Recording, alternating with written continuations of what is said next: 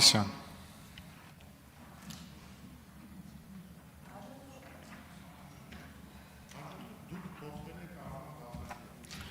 Շնորհակալություն։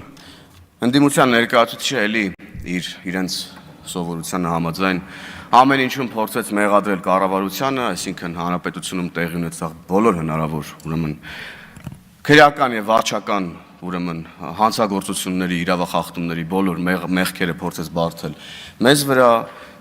տեղի ունեցած ապաները փողոցներում, չգիտեմ, այս վերջին 3 օրերի ցրտերը եղանակի, այսօր տաք էր երևի, դրա համար ելույթից զուտ հանել էր։ Երեկվա Չեմպիոնների լիգայի ֆուտբոլի արդյունքներն էլ եկեք զեկուցեք, էլի դրա վատ կողմերը բարթեի քաղաքացիական պայմանագիր կուսակցության վրա։ Մեծարգո վարչապետ, հարգելի պատգամավորներ, սիրելի հայրենակիցներ։ Վարչապետը ներկայացրեց 2024 թվականի կատարողականը, կառավարության կատարած աշխատանքը եւ նաեւ ներկայացրեց վերջին 7 տարիների արդյունքները, աննախադեպ արդյունքները, համեմատելով դրանք, ուրեմն դրա նախորդող նույն ժամանակաշրջանի հետ, այսինքն 2011-ից 18 թվականների հետ։ Եվ այո, այդ արդյունքներն աննախադեպ են եւ դրանք միայն վիճակագրական արդյունքներ չեն, այլ երկարաժամկետ ծրագրերի համակարգային ռեֆորմների արդյունքներ։ Եվ որքան մենք երկար եւ անխոչնդոտ առաջ շարժվենք այս ճանապարհով, այնքան ավելի մեծ են լինելու այս արդյունքները, սիրելի հայրենակիցներ։ Հայտարարագրման ինստիտուտը, սիրելիներս, մեր կարևորագույն ռեֆորմներից մեկն է, որը իր բնույթով բազային ռեֆորմն է եւ սրա հիման վրա մենք դեռ բազմաթիվ ծրագրեր ենք պատրաստում իրականացնել, որոնք ուղղված են բացառապես Հայաստանի քաղաքացու բարեկեցությանը։ Շատ են քննարկումները հայտարարագրման շուրջ, ինչը լավ է, շատ են նաև քննադատությունները, ցավոք դրանց մի մասը ողողված են մանիպուլյացիաներով եւ ֆեյքերով, ինչը վատ է, բայց այստեղ էլ մենք միգուցե գործ ունենք անշարժ գույքի հարկի նման երևույթի հետ։ Պարզեցինք, որ գույքահարկի ընդհանուր հանրագումարի 45%-ը վճարում է 0.6% եւ ահա որտեղից է աղմուկը։ Հայտարարագրման դեպքում էլ կեղծ լուրեր տարածողների շրջանակը գրեթե նույնն է, ինչ գույքահարկի դեպքում։ Դրանով էր թերևս պայմանավորված 3 Քոչարյանի պատգամավոր Ագնես Ախամոյանի հայտարարությունը եւ անհանգստությունը առ այն, որ եկամուտները հայտարարագրելիս ինչ որ մի բան թաքցնելու դեպքում կա վարչարություն եւ տուգանք։ Անհասկանալի ինչ որ մոտեցում է, այսինքն ի՞նչ է նշանակում, եթե դու հայտարարագրվում ես, ապա պետք է հայտարարագրվես։ Եթե թաքցնում ես եկամուտը, ապա պետք է տուգանվես։ Սա բարձ ճշմարտություն է եւ ես այստեղ էլի եկել է անդիմությունը ապա պետականության քարոզով զբաղված ըստ էության։ Եվ մեկ էլ էս նույն շրջանակը, որ հիմա բողոքում է բանից, գույքահարկից, հայտարարագրումից, այս նույն շրջանակը նույն ինտենսիվության ու նույն բառամթերքով բողոքում էր ապօրինի գույքի բռնագանձման օրենքից։ 5 տարի է բողոքում է։ Գնացին սահմանադրական դատարան եւ սահմանադրական դատարանը ուրեմն սահմանադրական ճանաչեց ապօրինի գույքը։ Այն որ ասում ենք դուք եկել եք այստեղ եւ ընտրություններին մասնակցում եք միայն մի պատճառով, գողոնը պահելու պատճառով, ասում եք չէ, ո՞ց չէ։ Հայտարարագրման դեմ պայքարում եք, կյանքի ու մահվան կռիվ եք տալի, որ չհայտարարագրեք ձեր եկամուտները։ Գույքահարկի դեմ պայքարում եք, կյանքի ու մահվան կռիվ եք տալի, որ ձեր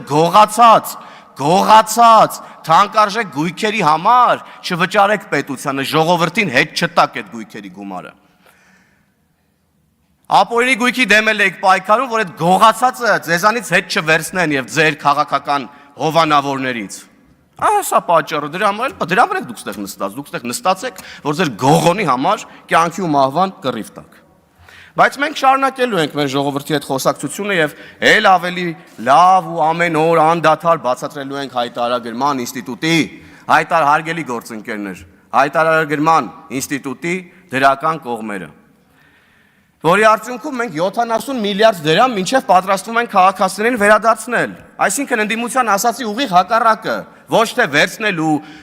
այդ քերելու, այդ կեղտոտ բառերով, որ անընդհատ փորձում են նկարագրել, դրա մասին չի հայտարարագրումը սիրելի հայրենակիցներ տալու մասին է, ձեզ վերադարձնելու մասին է։ Շատ են նաև խոսակցությունները մեր ժողովրդի մեջ, ասում են դե մեր վրա ուշադրություն չեն դարձնում, մեզ բանի տեղ չեն դնում, մեր կարիքները չգիտեն, վարկերի տակ ճռռում ենք, պարտքերի տակ ճռռում ենք։ Գիտենք, ժողովուրդ ջան, գիտենք, մենք էլ ձեզանից մեկն ենք, մենք էլ վարկեր ունենք, պարտքեր ունենք, մենք էլ հարազատներ ունենք, ընկերներ ունենք։ ճռում ենք երբեմն նաև որոշները, միգուցե։ Բայց սա է ինստիտուցիոնալ եղանակը, սիրելի հայրենակիցներ, որ ոչ թե մենք գնանք գյուղամիջում, մեր զրուցարանում իրար նեղացած իրարից նեղանալով, միմյանց վրա մունատ գալով, ասենք, որ մեզ չեն լսում, մեր վիճակը չգիտեն, մենք ասում ենք ժողովուրդ ջան, սա ինստիտուցիոնալ եղանակ է։ Եկեք պատմեք պետությանը ձեր մասին, որ պետությունը կարողանա ճանաչել եւ հասցեական ծրագրեր իրականացնել ձեզ աջակցելու համար, սիրելի հայրենակիցներ։ Մենք ուրիշ բան չենք ասում, բացարձակապես ուրիշ բան չենք ասում։ Կոռուպցիայի դեմ պայքարը երկրում արդարության մթնոլորտի վերականգնումը մեր առաջնահերթությունն է եւ մեր քաղաքական ինքնության մասն է։ Դա մեր քաղաքական ինքնությունն է։ Եվ մենք գիտենք ու լսում ենք, որ կա դժգոհություն, որ ինչ որ միտեղ մեկը կոռուպցիայով զբաղվեց, ինչ որ մեկը ամենաթողությամբ է զբաղված, ինչ որ մեկի իրավունքները խախտվեցին։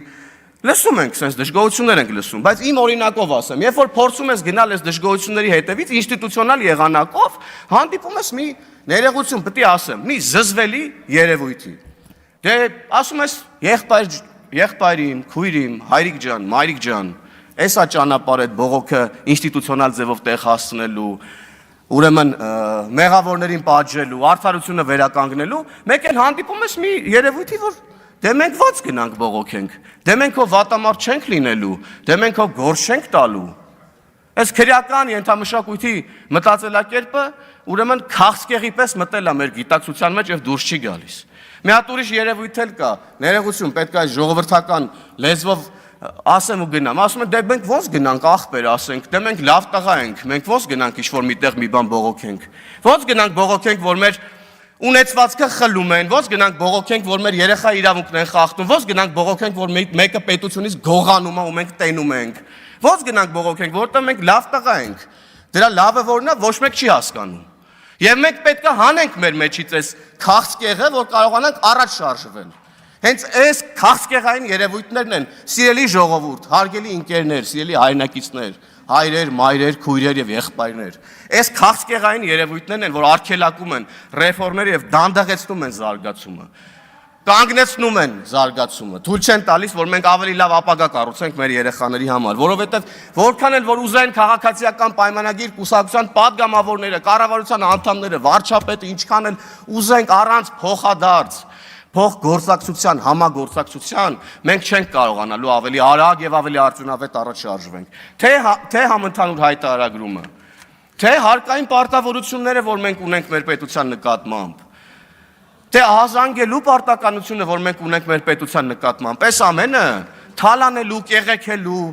քերելու, գործ տալու, իրար վատություն անելու մասին չեն, այս ամենը պետություն կառուցելու մասին է, այս ամենը Հայաստանի Հանրապետության մասին է, այս ամենը մեր մասին է, այս ամենը մեր ապագայի մասին է, սիրելի հայրենակիցներ։ 4.2 միլիարդ դոլար 7 տարում ավել մուտք ա եղել պետական բյուջե։ Այս թվում նստած մարդիկ ու իրենց ղեկավարները 2011-ից 17 թվականներին չեն թողել, որ 4.2 միլիարդ դոլար մուտք լինի պետական բյուջե։ Լափել են, կերել են։ Ու այն 1.7 միլիարդ դոլարն էլ, որ հիմա կալանքի տակ է գտնվում ապօրինի գույքի բռնագանձման ինստիտուտի գործերի քննության ներքո, էլի դրա պետք է գումարենք այդ 4.2 միլիարդին։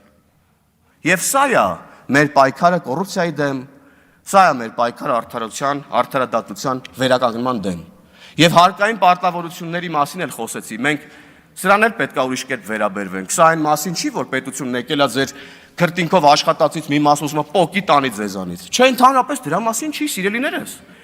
Մենք պետք է հասկանանք, որ այն միջավայրը, որտեղ մենք կարողանում ենք գործունեություն ծավալել, աշխատել, գումար վաստակել, ապահովել մեր եւ մեր ընտանիքի թեկուզ չափավոր բարեկեցությունը, այդ միջավայրը մենք ենք ստեղծում։ Այն ճանապարհները, որով որ ձեր բիզնեսը սպասարկվում է, որ հաճախորդները գալի հասնում են ձեր բիզնեսին, որ բարեկներ են աշխատում, խցանումներ չեն լինում, որ ասֆալտացա ճանապարհը գալի հասնում են ձեր մոտ, այդ միջավայրը դուք եք սարքում։ Դուք ձեր վճարած հարկերով, մենք չէ դուք։ Մենք ով ենք, որ դուք ձեր հարկերը չվճարեք, մենք ո՞նց ենք այդ ամեն ինչ, այդ ծառայությունը մենք ո՞նց ենք ձեզ մատուցելու, ոչ մի ձև։ Եվ այո, մենք մեր միջոցներով պետք է կառուցենք մեր պետությունը, որ այլևս ոչ մեկին պետություն ունենալու համար պարտք չլինենք։ Սրա մասին ենք մենք այսքան ասում։ Սրա համար ենք մենք սաղ օրը սրա մասին խոսում։ Եվ սա է կամ սա պետք է լինի իրական Հայաստանը, որտեղ երկիրը կառավարող թիմը աշխատում է բացառապես իշա Հայաստանի Հանրապետության պետական շահի, որտեղ քաղաքացին ոչ թե գողանում, խաբում, վախենում եւ փախնում է պետությունից, այլ համագործակցում, հարստացնում ու զարգացնում է պետությունը։ Իր երազանքի երկիրը, Հայաստանի ժողովրդավար ինքնիշխան հանրապետությունը։ Հայ ժողովրդի հազարամյա պայքարը եղել է ազատության համար։ Հիմա մենք ունենք այդ ազատությունը։ Եկեք այն սրբորեն պահենք։ Կեցցե ժողովրդի պետությունը։ Շնորհակալություն։ Արման Ղազարյան